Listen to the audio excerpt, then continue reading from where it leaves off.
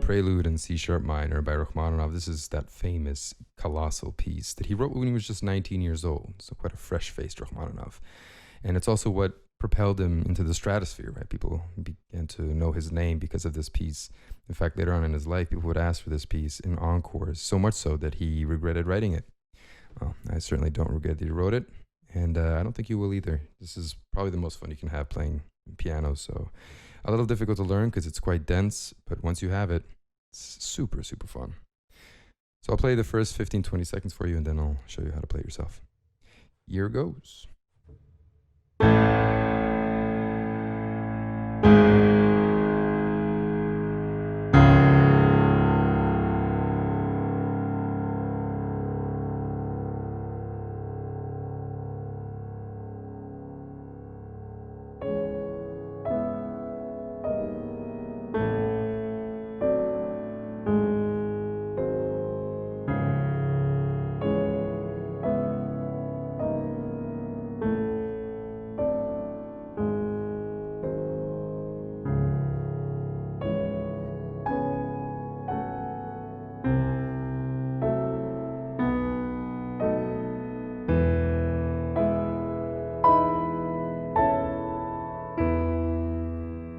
Okay, so this is where I'll stop, and we'll begin right away with both hands, because I think later on it does get dense, but in the beginning I think you can kind of manage to learn both hands at the same time. I'll just give it to you real slow, little by little.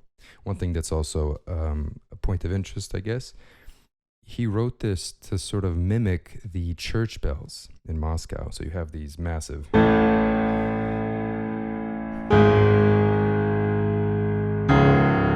bells that ring across the entirety of the city, and I think he would wake up to that in the mornings, and that's what he said his inspiration was. So keep that in mind when you're playing this. It kind of informs, to a large extent, the way that this ought to sound. Massive, colossal. Okay, let's give it a go then. We'll begin with the first three notes, all octaves. Doesn't really matter the fingerings, just whatever you're comfortable with. Nice and heavy, big sound. A's. G sharp, and C sharp. Let that die away. Listen to the decay, and then out of the ether comes.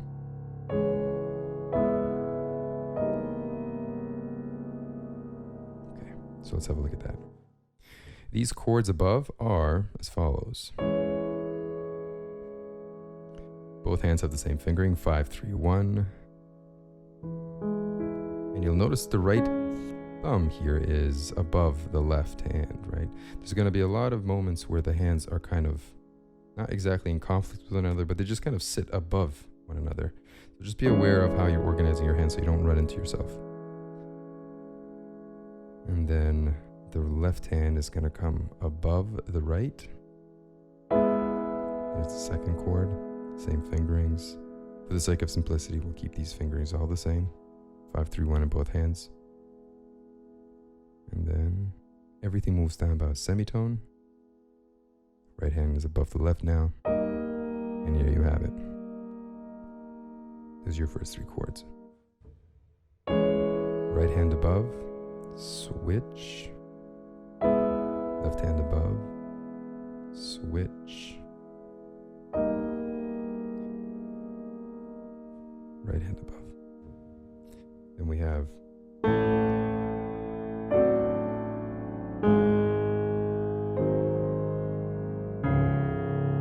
for the sake of memorization, I'd recommend learning the chords above first and then adding the basses in. The bass is not that difficult, it's just single notes, you know.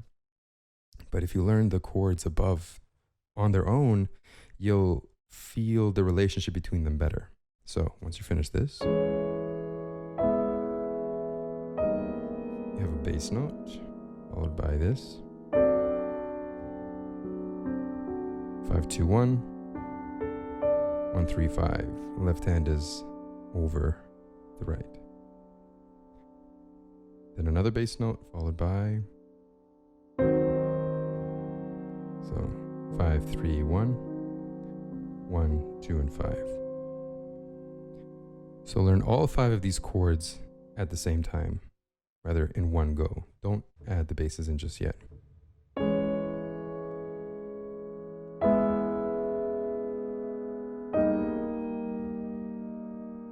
the new one. And the last one. And there you have it. Okay, once you have that down, then put the basses in.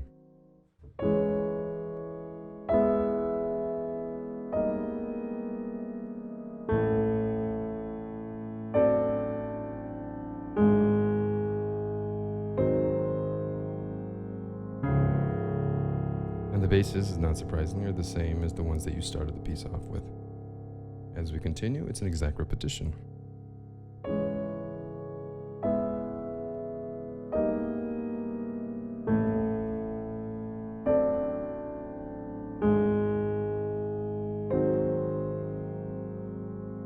Now the new bar.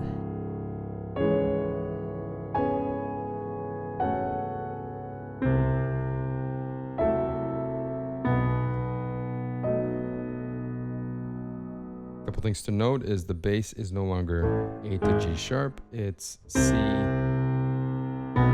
B. Keep that in mind.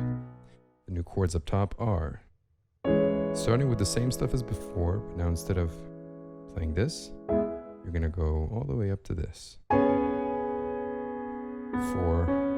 5, 1 in the left, 1, 2, 5 in the right,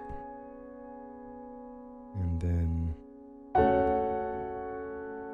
5, 3, 1 in the left, 1, 2, 4 in the right. If the 4 is a little too far for you, just use a 5. So once more, that's like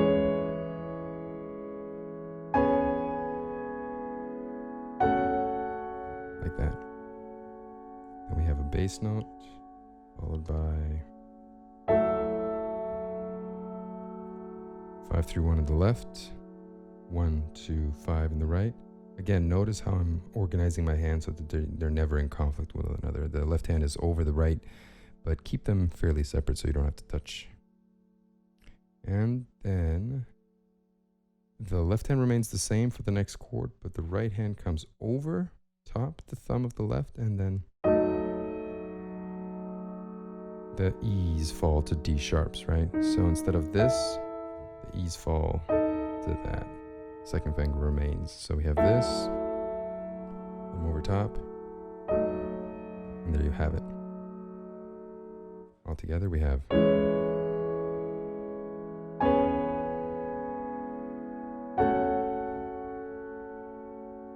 then above, there are your chords. Now the other hand. So we finished the previous section with the same C sharps that lead us into the new section. Then C, as we said. And then B. And there you have it. Not too shabby, right? As far as the rhythm is concerned, once you're finished the first 3 bells, for it to decay, everything thereafter for the majority of this phrase, or not even this phrase, this whole section, it's all in eighths. So it's seesawing back and forth between the bass and the chords, but it's all within the framework of just eighth notes. Watch. And 2,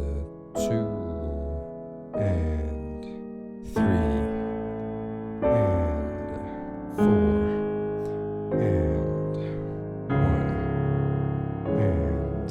2, and 3, and 4, and